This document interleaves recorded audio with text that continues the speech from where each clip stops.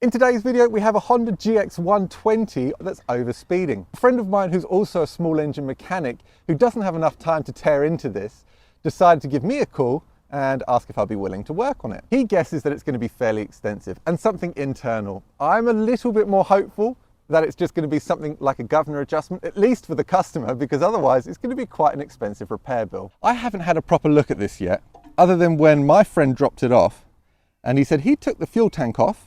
And he said there's one bolt here that goes in there, and then those two bolts go on there. So apart from that, we know about as much as each other. So we're going to work our way around. Let's go anti-clockwise. And the first thing I noticed is this is too shiny to be original. And there should be some warning stickers and some information about the choke and also the fuel on and off, and they aren't present. Therefore, my guess is this is aftermarket. And I can see, in fact, through here, look how shiny that fuel shutoff cap is. That looks new. So normally around here, you'd have something like Kian written on it. And it's so hard to really see anything until we take the air filter cover off.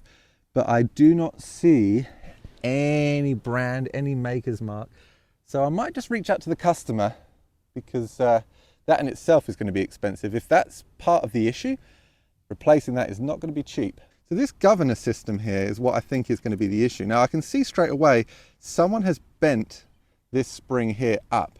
Anytime you've got a bent governor spring, no matter how small it seems, it should be replaced. Otherwise you're going to end up chasing your tail. So we've got that one that we're going to replace. And we've also got this one here. Now this isn't a governor spring, it just takes out slack for this rod linkage here. And I've just also noticed this is resprayed. That's not original Honda paint on the outside of this. That's just more of an observation rather than anything. Gives you a bit more of an idea as to the history of the engine. And it looks like there's a lot of oil around here. There might be a little seal that started to leak for the governor, so we can take a look at that. So this machine has a low oil shutoff, and the wires for that are disconnected and also damaged. There's some damage going on here, so that should be fixed. Who knows if that low oil shutoff is actually working. Switch is broken as well, so that needs to be replaced. That's not working properly. That's a safety issue. There's red silicone sealant along here.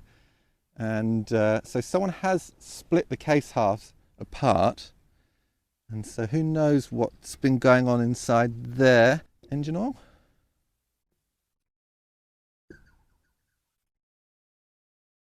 Actually looks quite clear, to be fair.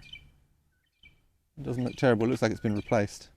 This is where the cylinder head separates from the block itself, and either that is dirt from a cylinder head gasket leak, or actually it feels like a sealant that they've put on the head gasket. They don't need anything put on them at all, so we may have to dig into there. We'll do a leak down test to see if we do have any leaks in there, but yeah, that's a sealant in there. That's not right. This is a thrust pad. This will engage and disengage the PTO, and basically all you've got in here is two-part clutch system, some cork liner, and then we have this tapered clutch here. So when I pull that off, that's clutch engaged. When I push that on, that's clutch disengaged. This here is called a thrust pad. And this thrust pad actually requires regular oiling, and there should be an oil hole. So I think the previous owner, yeah, there's an oil hole underneath here, has actually got that on the wrong way around. And in fact, this side, I can see where it's worn because it hasn't been regularly oiled. And the same thing applies for here. There's a little oil hole. This one rotates, so it's not an issue. Where's it gone? There it is. We need to oil that one before we use it each time. And there should be another oil hole inside this bearing cap. And there it is. It's on the side here as well. Let's loosely attach this fuel tank back on for now, because it's going to have to come off anyway. So even if it bounces around a little bit, it's not the end of the world. Good. Here we've got these two nuts. Low oil shutoff is disconnected at the moment, that's fine. We'll soon see if that carb is holding fuel.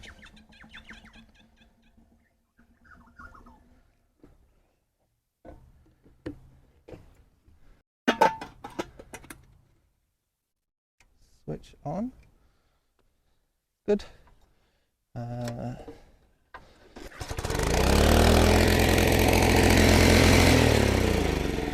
My goodness, yeah, that's not good. That's not good.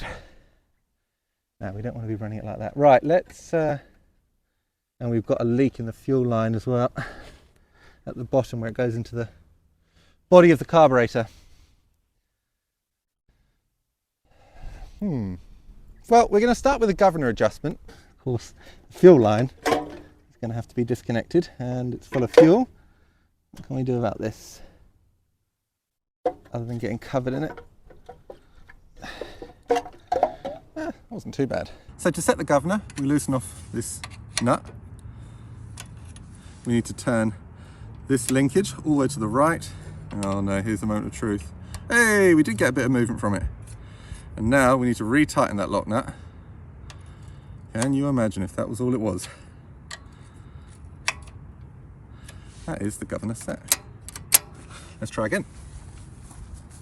I haven't actually fixed the gas tank back on properly yet. It will be fine for a quick test. So that's fully closed. There's no tension on that governor spring. That's good there. Fuel on. That's there. Let's try again. Wish us luck.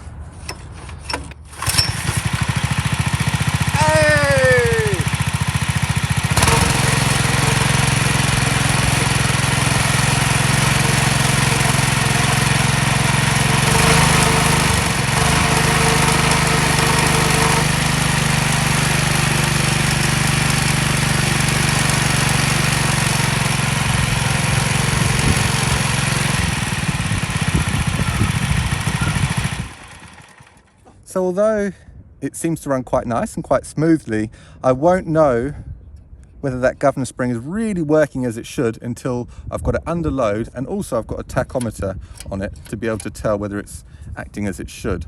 This engine just so happens to be running an aftermarket carburetor, and they can often cause you running issues, but it's not always just aftermarket carburetors. The original engine manufacturer's carburetor can also cause you problems as well.